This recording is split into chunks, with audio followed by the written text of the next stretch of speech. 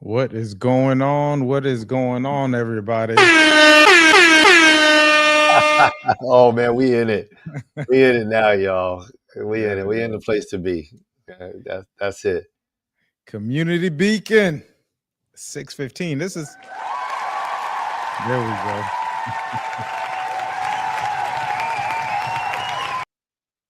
We haven't done the show this late in a while, so I'm It's excited. true. It's true. It's true. But I'm we excited. here now. Yeah. Guys, Mike Seville, you're a real estate guy here in Northern Palm Beach County. Appreciate you. Uh, Yes, my sir. guy. Joel Simmons, Tenacity Foundation. Yeah. Amen. Here for another one. Oops. Oh. There we go. Yeah. All right. Let's go, man. It's another it's another we you can tell we really having fun with this right now. But another show. Let's go. Last week we jumped on love. I know we got a limited time here, so I'm excited to get deep into this. Uh Last week we kind of spoke about love, what love is, some really a lot of self-talk type stuff and how to be validated and how we are validated, and some anti-love stuff. And here we go. Service acts, selfish acts. Okay, so that's a dichotomy there. Let's get into it, bro. Yeah, man. How did you want to attack this?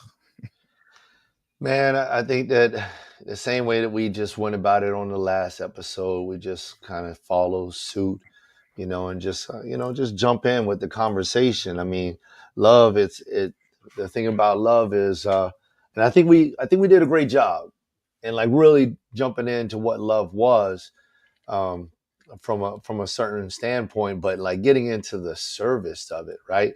The service or the act of it, the action taken to help or benefit others, putting their needs before your own. And man, that's an interesting concept right there. Just to even start off with that right there, does that really mean love? Simply because you put somebody else before yourself or before your own needs? Something that we ought to think about. People engage in service acts to help others without expecting anything in return. So, that being considered to be an unselfish act. But is it really unselfish or is that selfish? That's another one. And I think that the aim in this conversation is really to tell our truth in response to these thoughts, especially when it comes down to service, because service, doing something, does not always indicate or mean or validate love. It doesn't. And I think that that is a serious concern, especially among those who have either one, never really felt what true love feels like, or two, uh, never really understood how to love somebody else, and three, are ignorant, just don't have an understanding of what it means to do something for someone else, for the sake of them versus the sake of themselves, or to do something for the sake of themselves versus the sake of them. Or another way of thinking about it is to do something for yourself for the benefit of someone else, or to do something for someone else for the benefit of yourself. So I think there's a lot of aspects and points and references that I think that we should jump into. So, I feel like I kind of open it up a little bit. Where are we standing at with this? Where do you want to go? Yeah, it's a and I don't want it to come off sounding tricky, right? Mm, Because even in the intro, and how you brought the subject in, it's like, well, it's almost like always almost second guessing things as far as being in service to someone. Well, who is it for? Is it really for me? Is it for them? Is it like, what exactly is it, and how to figure it out? And it's hard to do that if you aren't understanding of self. I think, Grounded. yeah, there, that's the word, grounded. So it's like, I'm using yours, so it's like, It's all right. yeah, if you're not totally understanding yourself, it can come from any other place. We live in a transactional society. That's All what's right. yes, That's a what's good word. Good you're right. word. Good word. All right. We're getting into it now. So we're like nurtured into this thing, because I'm sure there was a time when most acts that you did were selfless for the most part. And that in itself is not good. I don't think, if you're not centered, if you're not grounded, and so here's the word, self-centered. If you're not centered of self, then you can kind of be giving in hopes of, the games that people play, getting stroked, getting recognized, being validated, and it comes from an exterior place. So if that's the case, is it an act of service? And maybe it is. And ultimately, is it a sacrifice? Like, would you have to actually be sacrificing something in order for it to be an act of service without wanting anything back? Hmm. Man, I'm telling you, I love how you brought up that word transactional. I think that the word transactional is so very, very important in what we're discussing today, because transactional, it indicates that I'm doing something, because I want to receive something, quid pro, quo. And it's like, if we were to do that in the workplace, that right there could get you in a lot of trouble, right? I mean, that can get you in a lot of trouble if it's like, hey, I want you to do XYZ for me, and then guess what? I'm not going to say you're guaranteed to get that promotion, but you'll be at the top of the list. And guess whose last vote will count? Mine, right? And so it's like this really scary, eerie type of thing. And I think that, when it comes down to, let's talk about relationships. Is it quid pro quo? Is that the way we're going to live our life? Husband and wife. You scratch my back, I'll scratch your back. Is there anything wrong with that? I think that as you stated before, this is the dichotomy of what we're talking about. And it could, in some people's mindset, be splitting hairs, but really, is it splitting hairs? It's like there needs to be an absolute distinction between the two. And I believe that the true distinction is within the mind of the heart. It's not necessarily, you do this for me as I do this for you, but it's I'm doing this for you because I'm doing this for you, right? There's a difference between whatever you do for me and the end of it all. And though that could be something that's on the table, I still will do this for you. So I had a conversation with my wife on one occasion, and I just flat out told her, I was like, listen, I love you no matter what. Period. That's the end of the matter. There's nothing else to talk about. We don't need to have a conversation. There's no need for analyzing of this. There's no need for anything, because A, nobody can control my love. B, nobody knows. Well, I should say, I don't believe anybody. Well, I should say it this way: I know if I mean that I love somebody, right? I know it.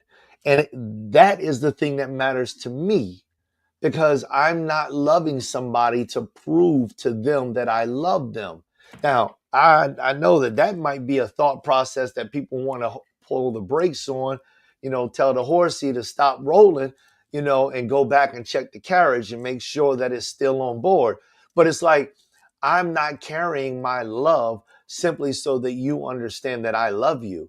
No, when I put my love out, it goes out and it accomplishes the task that it's meant to accomplish with or without somebody else's incentive or added. So when I start to think about love, I think about it in a one-way direction. A one-way direction. If my love needs to go into a register and receive change, I need to think about whether or not I have love at all. Because love is not designed to buy somebody's change. And I believe that many days when it comes down to relationships, we throw love into the mix so that we can buy the change that we desire to see in the other individual. Mm. I'm looking for something out of you. So I'm going to give you love so that you can give it back to me. And I think that is the definition of transactional. And if to stay away from that, I think is a mindful thing. You have to be intentional about it, or you can fall prey to it. What'd you say? It's a deep conversation. Um, love. I heard someone tell me once. I think I was in a group, a class, or something, and they were talking about, and the word love came out, and they said, "Love can neither be given or received. It just is. So it just exists. We may love unique parts of the individual, or we love the things that make this person unique. Most off, I think when love is involved, it's almost like seeing the God in the other person. This is what Ooh, makes like a special thing that happens. So if we're just looking for God, or we're loving the God in the other person, there's nothing that the other person can do or not do that would stop that. It just is. It exists in that space. This is what makes it so special. This is how people find or know they're special someone. I had a real deep thought about that. I'll save it for another episode. But it's just like this love exists. So when I'm hearing you tell your wife, like, I love, that's just it, right? Um, you expressed it and it's in a complete thought. Of course, coming logically coming from a man. Now, how other people receive it, and I think that's how we got a lot into this stuff. A lot of us have read the book, the five, what is it, the five love language, etc. So people will say they have different ways, or primary ways rather, because I think everyone takes it. And I caveat, I think the book is insufficient, but I'll leave it at that. But we do have people who cling on to certain things because this is how they seen it, right? So you can tell your wife, I love you, and a word, you could be a words of affirmation person, and she could be a, what is it, a service person, acts of service. So how she receives it based upon, and we spoke about this last week, her culture, her identity, her environment, where she came up from, that's how she receives it. However, it just is. And I think a person who's really capable of understanding love will understand that as well, because they're like, this is just this person, and I receive that within it. Now the transactional part, now this is when we start seeing people keep score. You got to there it pay is. attention. You got to I pay. like it. Keep it Yeah, simple, Mike. I like it. Keep I, score. yeah, people are keeping score. So I did X, X, X, and O, and I expect something back, whatever it is, a pat on the head, recognition. And we're human. And I know mostly for men, we want appreciation, we want respect, but at least just appreciate for it. It doesn't necessarily need to be celebrated. But the keeping score, that's automatically you're in a transactional relationship. Listen, and I'm not mad at that, because at some point in time, we do need to have these boundaries of this take. And what but it comes from a place of, you can't really take from me, because whatever I've given you was given freely. Now, when I get outside of my box and do something, and then I'm expecting something in return, now I'm in trouble. Now this is not necessarily a love type relationship. It is transactional, but you need to pay attention because you got some people who just want to take. Um, Mm. I just so just to add on to the thought is that a loving person just creates a space of love. And I think once you're vibing and you're in that energy, that frequency, this love frequency, it's gonna attract the people that needs it to be attract. It's gonna the people who are in the attract the people that need to be in the space, and it's also gonna reach what is it? What's the word? Not reject, but you know detract, whatever. It'll take the Attract people. versus detraction. Well, it's not the word isn't detraction, but you'll get it. It'll send the people who aren't necessarily in that space. They're going to send them into a different space. You know what I mean? Like the people who are in your space when you're Like creating this repulsion, revolt. Yeah. You should say it again. Say the word again, brother. repulsion or Yeah, repulse. yeah. They're going to go. They may stay in it for a little bit and they may figure it out. But as you start to just get to this higher frequency of love, these people are going to be attracted to.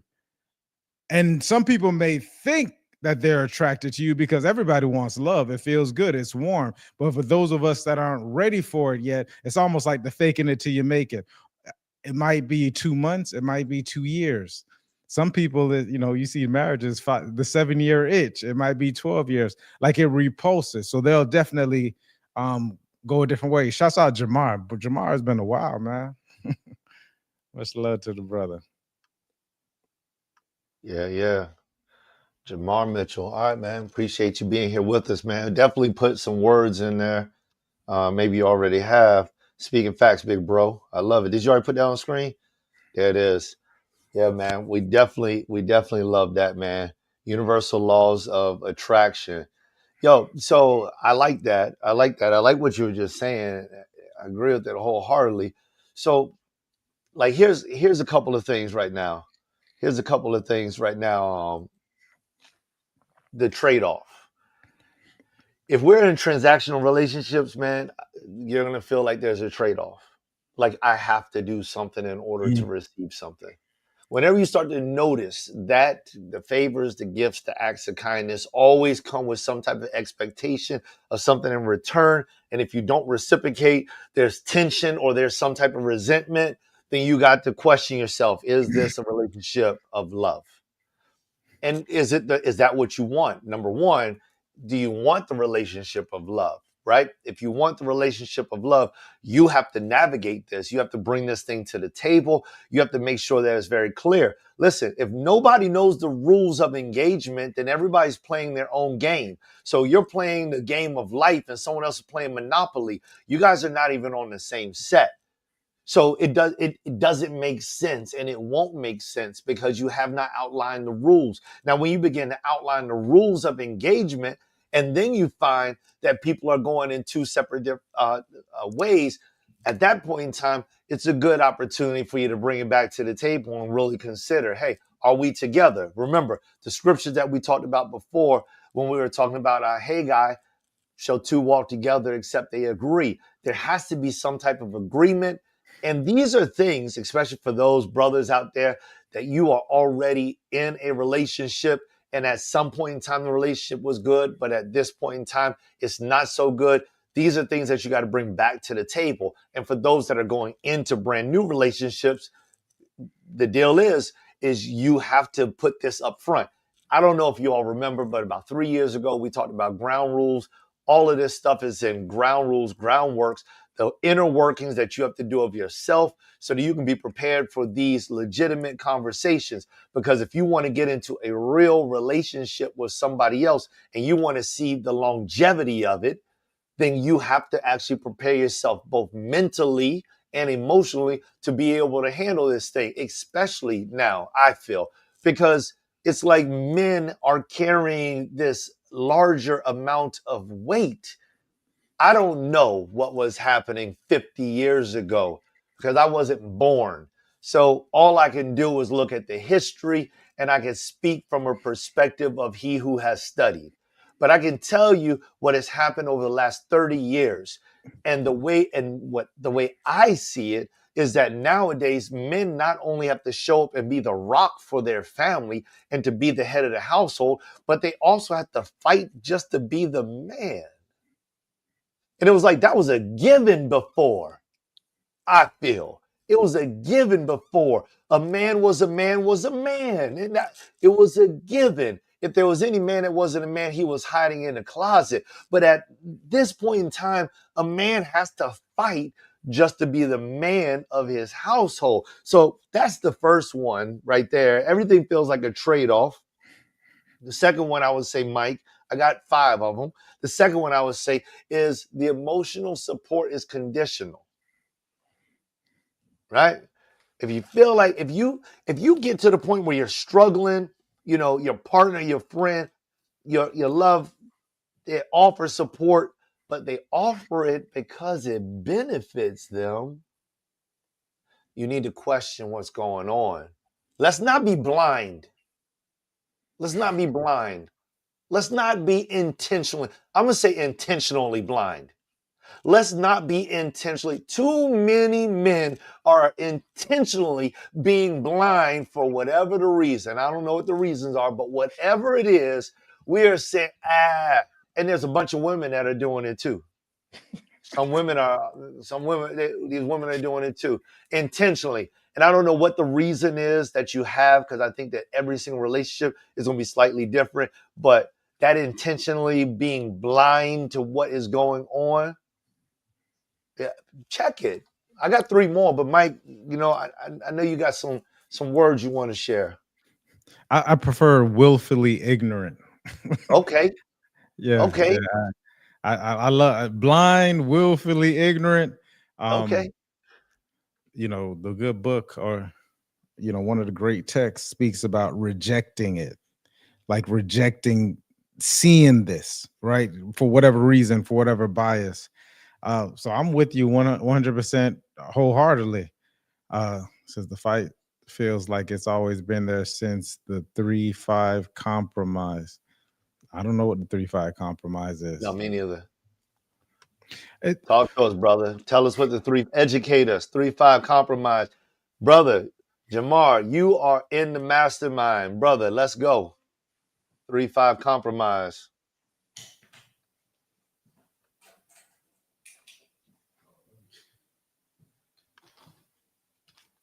All right. Yeah, I had to get my light on real quick. 3/5 compromise was an agreement reached during the 1787 United States Constitutional Convention. It established that a slave will be counted as 3/5 of a person. All right, I'm with you now. I like that. My man went somewhere. I definitely agree. Nothing happens in a vacuum. So we had the 3/5 compromise. I could see that part, but we also have to see that after slavery and up until about 1950 and 1960, men were men at least within their household. Maybe when they went outside, etc., that wasn't the case, but within their household. And then, of course, you had 1970 when welfare started to come in, everything. So everything kind of built on each other. So I would definitely agree. I also think that a man should not be fighting to be a man within there. He got it in there, the 3/5 compromise. Same thing you read, brother. Mm-hmm. A man shouldn't have to fight. And I think this speaks to what you were speaking to prior to you getting into the numbers. And I want to hurry up and quickly do this, is that doing your due diligence prior to find it, when we're talking about any relationship, right? Like doing your due diligence to see if you are on the same page with this person, if you have the capacity and the patience to help this person. Is this person open to listening and collaborating, and you will come up with what makes sense? But you two have to be on the same page, and you all need to check it periodically in order, whoever this is, relationship, whether it's in the house, kids, whatever, business relationships, periodically you need to check with each other to make sure that we're still on the same page. These things are still going. But yeah, the will for ignorance for those of us who are already in a relationship and then we're starting to get the information, I think that's a trickier path that we have to pay. However, you still got to still stand 10 toes on what it is you believe in, but you have to do it with love, not expecting. Mm. Yeah, that's important. Not expecting. Let's see. Here's a couple more. Keep and score. I think you mentioned it. When keep and score becomes a pattern, I think that's at that point in time that's something you need to check that when a tally starts to come out. So you get into the middle of a discussion with somebody, and they start to remind you about all of the times. I think that's a time for us to, as men, to kind of really be in our stableness. Hmm. Um, let's be honest. Like, women are emotional creatures, and this is nothing negative about women. Like, I hope this is known. I hope I'm not letting anybody in on some type of secret or some type of thought process. And not even just women, but there's some men who tend to be not over, tend to be emotional as well. I don't think most women want to see us, if we're just talking about women, and or it has to be someone. Someone has to be the rock and be stable in the thing, or our emotions can essentially take over, and we're both shouting, or we're both taking a different way. Some men may not shout. We may walk away. We may walk out the door and not listen to the other party, right? Or some person may shout, or some person may make a reminder. But this is also a time for them to say whatever they want to say. And then you remind them, like, listen, this is not a scorekeeping thing. Like, this is when you really start to get back to these ground rules. Like, I'm doing these things out of love. I'm not counting it. Heck, I can't even remember what it was, right? So I'm not necessarily documenting these things. And that's also because I don't like to go tit for tat with anyone as well. So if it starts to be that it needs to be that way, then it's naturally I'm not in the right space. So we possibly not the right ones for each other if we can't figure this out, if we can't get on the same page, if we can't set those ground rules that you spoke of, 3 years ago. Hmm. Yeah, man, I agree. I like that. Again, I think that we're bringing up some of the same answers, and I think that means a whole lot. Getting back to alignment is probably the best word I can think of right now that kind of circumvents a lot of the words and a lot of the sentences that we've used. It's like when we find ourselves in that position, sit down at the table, like, hey, hold up. We need to come back to alignment. Who are you? Who am I? Who are we together? I'm gonna throw out another one for you there, bro. Lack of genuine connection, right? When you start to have these conversations and it just feels like you're negotiating everything, or there's no organic bond that is there. It feels like you're not valued, you know, and what you provide isn't valuable. And some of this stuff could be inside your own mind. Don't get it. Let's not get it twisted. You got to start with back to the ground rules, right? Being grounded, you have to examine yourself and make sure that you don't have shortcomings of your own, that you are what's the word I'm looking for, that you are projecting out on somebody else. So we have to be cautious with that type of stuff too, because you can start walking into your own depression, and you can start forcing some of your negative thoughts out on somebody else when they're really not there. You're creating a narrative that does not need to be created. So we have to be open minded to our own thoughts, and we have to be critical to a certain degree of our own thoughts, not to the degree where we're demeaning or destroying ourselves, but we need to be critical to the point where we are starting to circumvent our own thoughts, and then we're starting to handle those things one by one. Because if we do this, we may find that whatever we saw in that other person, in our wife, in our girlfriend, disappears, because we literally created a monster in our own mind, in our own being. And I believe that especially now in, millennials, maybe not all of them, Z's, whatever, these younger generations, 20s through 30s, I believe that there is a hang up there. There is a hang up there where they're so deep inside their own mind, and in comparison and contrast, that they do make up their own demons. They create their own monsters. And this is something that is very difficult for them to deal with. Whereas you have baby boomers who are very strong minded, the rock of people. And you got X generation who are, they're right there in between. They do have some concerns where they have emotional impacts, but they still lean more towards being a rock like type of individual. And then you have those that are starting to come after it, this iPhone generation, where it's a whole nother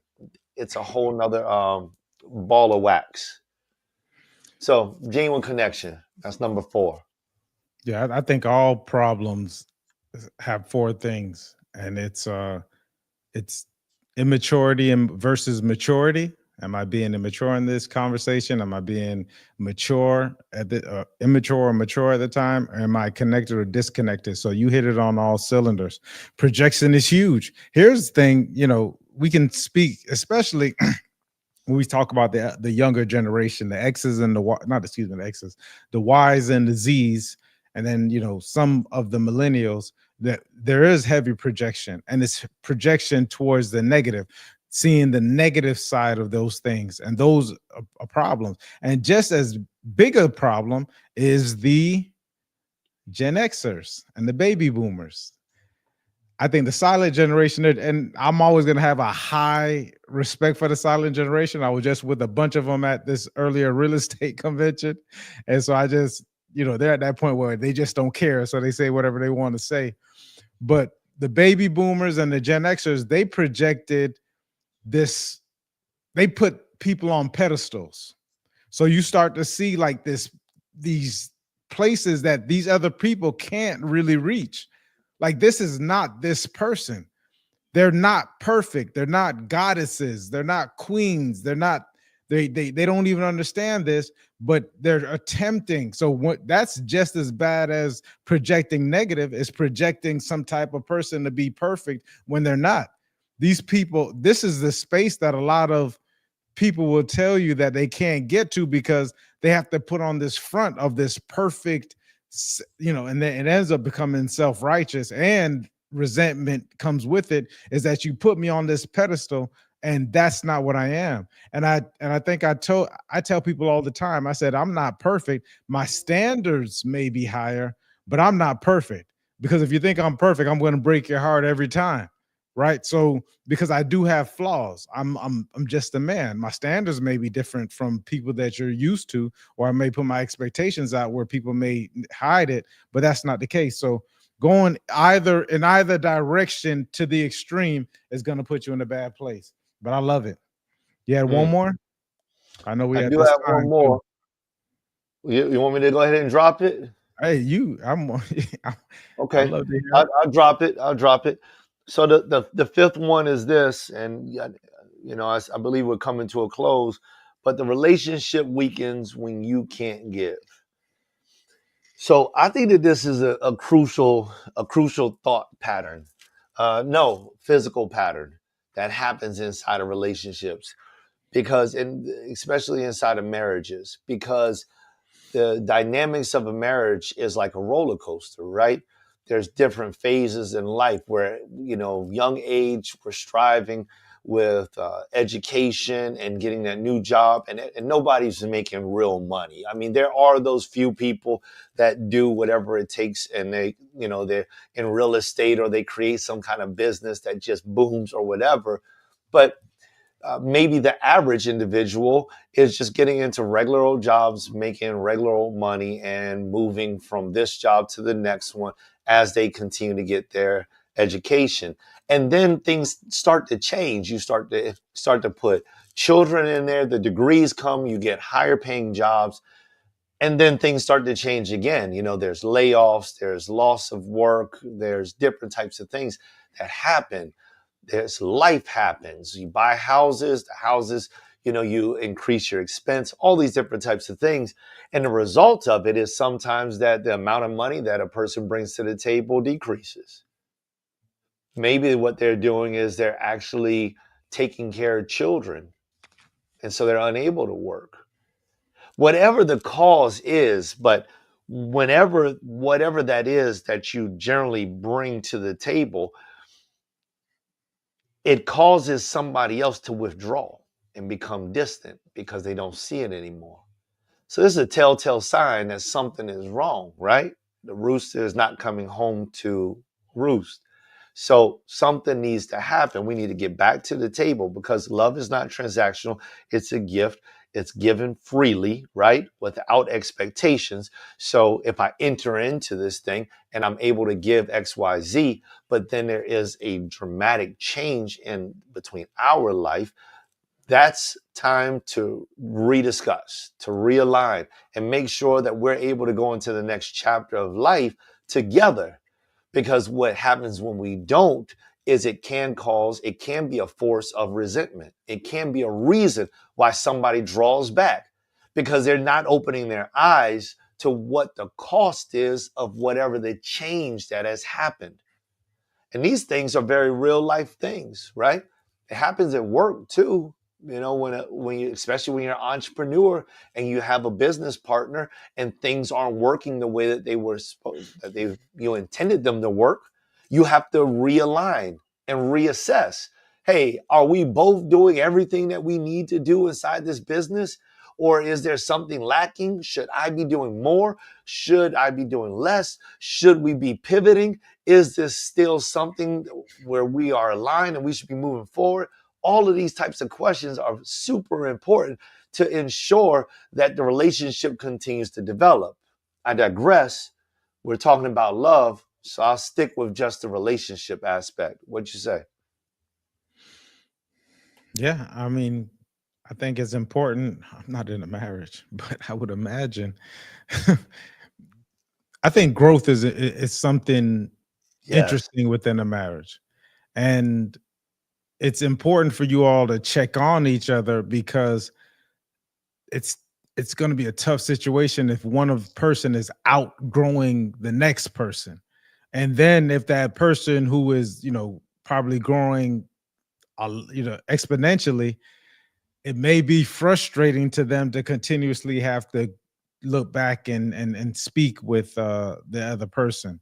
But at the same time, I personally don't think it's that person should go out and seek good counsel. I think the person has to seek good counsel and turn the passion. I heard someone say this recently. Turn that passion into compassion, right? For the other partner. Like it's not because the two are supposed to be one. That's what it says, right? So it's not that you're growing exponentially and you're leaving them behind. This person is with you every step of the way. So even splitting it up might be an issue.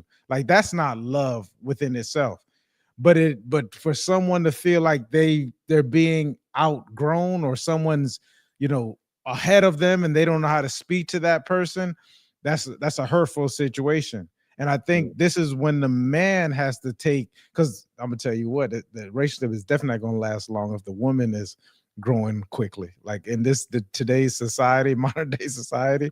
If that woman, I'm talking to the brothers now, if she is outgrowing you, you need to get on your horse and start moving.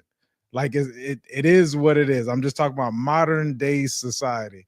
You need to get on your horse and stop moving. Do not let her out, quote unquote, grow you and leave you behind. She's reading X amount of books and you don't pick up one, right? So just pay attention to those things.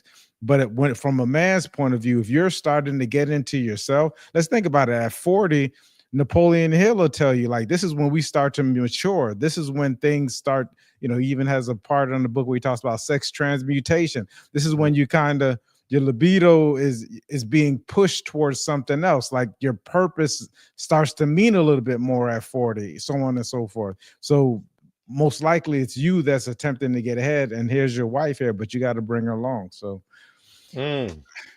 That's good, man. And I think it's not just and just for the guys that are out there with girlfriends.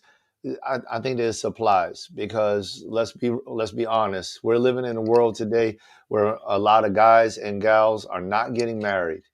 You all are having these types of relationships, and you're still going through the exact same thing that a married couple is going through. The exact same things. I talk to guys all the time, and there's a bunch of guys out there going through the exact same stuff.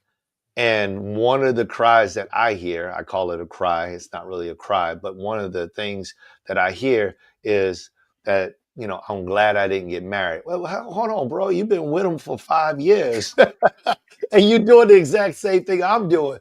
You might as well go ahead and keep her, because it gets better with time. You learn how to manage and you become better at it. And the fulfillment of that relationship becomes richer. It becomes richer. At least that's something that I've been blessed to experience through the most difficult of times. And a brother will tell you, he knows of some of my most difficult of times. And you all know of some of them as well. But it's funny how the rebound, when you realign, makes it so much richer because I just cannot go away with 27 years. I cannot. There's too much of my life that has been used to preserve what I have. So I'm not saying that you always have to keep that thing, because if you have to dispose of it, you do. But if you do keep it, remember that is, for someone of my age, that's more than half of my life. So it's something to consider. Love should always be without dissimulation, right? Corinthians 13th chapter. It should always be without dissimulation. So let us love. If we will love, let us love for real. And let the love that we have be felt, right? Not, not so that it must be felt, but let it be so real that it is in the air, the atmosphere. When you walk in through the door, people can feel that love has entered into the room, because the greatest love that I've ever found is the love of God. And if it had not been for his love, I wouldn't even know what love is. But when I compare my love to his, I recognize what love must truly be, because God never, ever, ever held something against me in order to give me his love. No matter what I've done in my life, he has always given me love. That's my closing word. Amen. I think that's good. Nothing else to say. Guys, we appreciate you all. Love, love, love. Love requires. Appreciate y'all. Love you all. It's Friday. Enjoy yourself. Be safe. We out. Peace.